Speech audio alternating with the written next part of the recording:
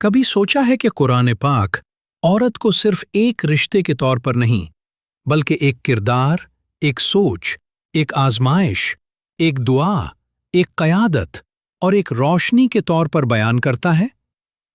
قرآن کی عورت کبھی مریم کی طرح عبادت میں جھکی ہوئی ہے، کبھی آسیہ کی طرح محل میں رہ کر بھی اللہ کی ہو جاتی ہے، کبھی موسیٰ کی ماں کی طرح دل پر پتھر رکھ کر رب پر بھروسہ کرتی ہے، اور کبھی بلقیس کی طرح عقل، مشورے اور حکمت سے قوم کا رخ بدل دیتی ہے۔ یہ صرف عورتوں کی کہانیاں نہیں، یہ انسانیت کے آئینے ہیں۔ آئیے دیکھتے ہیں قرآن پاک میں کردار کے لحاظ سے عورت کی کون کون سی تصویریں ہمارے سامنے آتی ہیں۔ 1. عبادت گزار عورت۔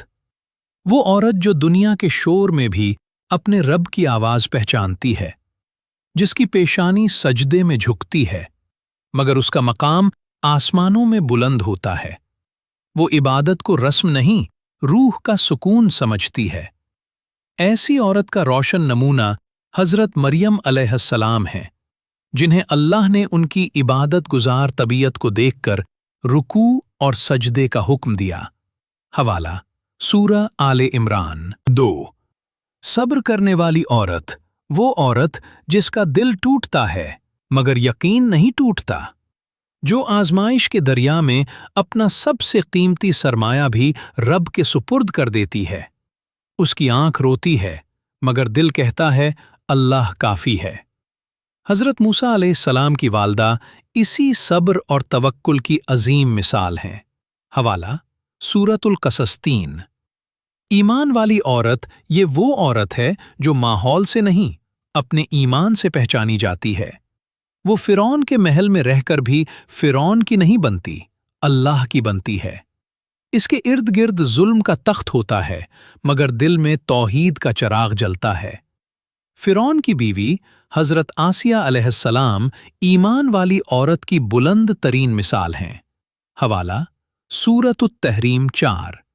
پاک دامن عورت۔ یہ وہ عورت ہے جو اپنی پاکیزگی کو زمانے کی قیمت پر نہیں بیچتی، جس کی حیا اس کی کمزوری نہیں بلکہ اس کے ایمان کی طاقت بن جاتی ہے۔ دنیا الزام لگائے تو بھی اس کا دامن رب کے نزدیک صاف رہتا ہے۔ ایسی عورت کی پاک دامنی کی گواہی خود اللہ تعالیٰ کی ذات دیتی ہے۔ حضرت مریم اور حضرت عائشہ صدیقہ رضی اللہ عنہا اسی پاک دامنی کی لازوال مثالیں ہیں۔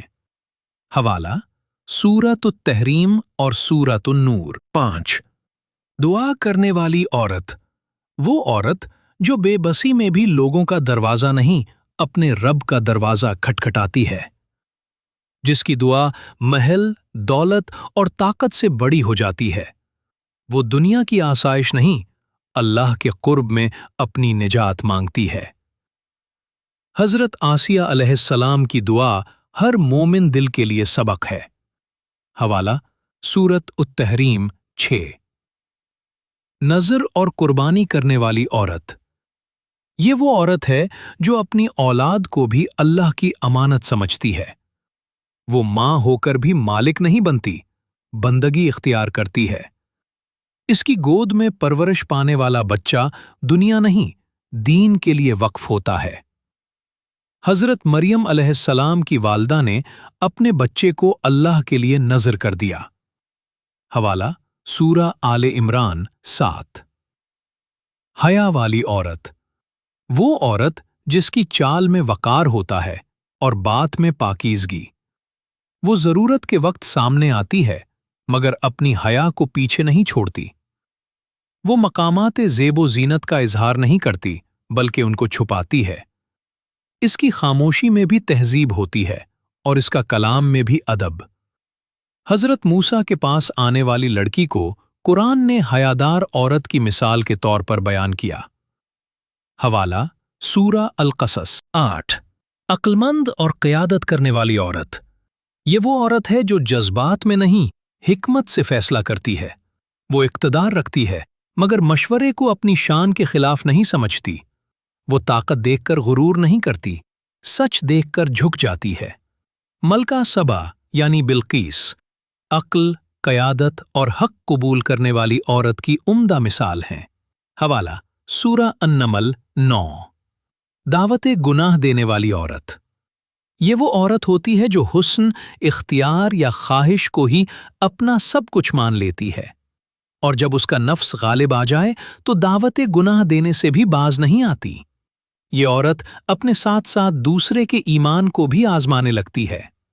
قرآن ایسی بدکردار عورت کو چھپا کر نہیں رکھتا، بلکہ بطور سبق بیان کرتا ہے۔ عزیز مصر کی بیوی زلیخا اس قسم کی عورت کی بدترین مثال ہے۔ حوالہ سورہ یوسف 10۔ نافرمان بدبخت عورت۔ یہ وہ عورت ہے جو نبی کے گھر میں رہ کر بھی ہدایت سے محروم رہتی ہے۔ قربت اگر ایمان نہ بنے تو رشتہ بھی نجات نہیں دے سکتا۔ قرآن بتاتا ہے کہ نسب، گھرانہ اور تعلق کافی نہیں، اصل چیز ایمان ہے۔ حضرت نوح علیہ السلام اور حضرت لوط علیہ السلام کی بیویوں کو اسی بدبختی اور نافرمانی کی مثال بنایا گیا۔ حوالہ سورہ التحریم 11۔ حق کے خلاف کھڑی ہونے والی عورت، وہ عورت جو سچ کے مقابلے میں نفرت، ضد اور دشمنی کا راستہ چنتی ہے۔ ایسی عورت جب حق کے چراغ بجھانے نکلتی ہے تو خود اندھیرے کا حصہ بن جاتی ہے۔ قرآن ایسی عورت اور اس کے کردار کو بھی محفوظ رکھتا ہے تاکہ عبرت باقی رہے۔ ابو لہب کی بیوی کو حق دشمنی کی علامت کے طور پر بیان کیا گیا ہے۔ حوالہ سورہ اللہب 12۔ اپنا حق مانگنے والی عورت۔ یہ وہ عورت ہے جو ظلم پر خاموش نہیں رہتی۔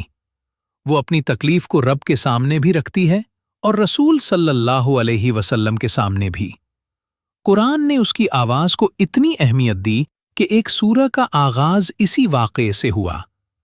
حضرت خولہ بنت ثعلبہ رضی اللہ عنہا کا واقعہ عورت کے حق، شنوائی اور داد رسی کی عظیم مثال ہے۔ 13۔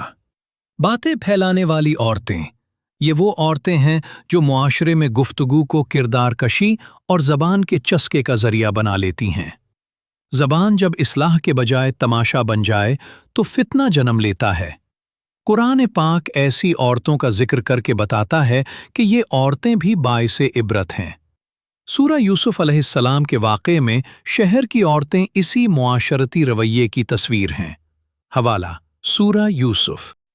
قرآن پاک نے عورت کو کبھی صرف کمزور نہیں دکھایا، اسے کبھی عبادت کی محراب میں کھڑا کیا، کبھی ظلم کے محل میں ایمان کی چٹان بنایا، کبھی ماں کے دل میں توکل رکھا، کبھی حکمرانی کے تخت پر بٹھایا، اور کبھی مظلوم عورت کی آواز کو آسمان تک پہنچا دیا۔ یہی میں قرآن کا حسن ہے۔ وہ عورت کو چھپاتا نہیں، اسے ایک کردار بناتا ہے۔ وہ اسے صرف ایک رشتہ نہیں کہتا، اسے سبق بناتا ہے۔ اور جو عورت اپنے رب کو پہچان لے، وہ مریم کی طرح پاکیزہ، آسیہ کی طرح ثابت قدم، موسیٰ کی ماں کی طرح پر یقین اور بلقیس کی طرح دانا بن سکتی ہے۔ آخر میں پیغام یہی ہے، عورت اگر اللہ سے جڑ جائے تو وہ تاریخ نہیں پڑھتی، تاریخ بن جاتی ہے۔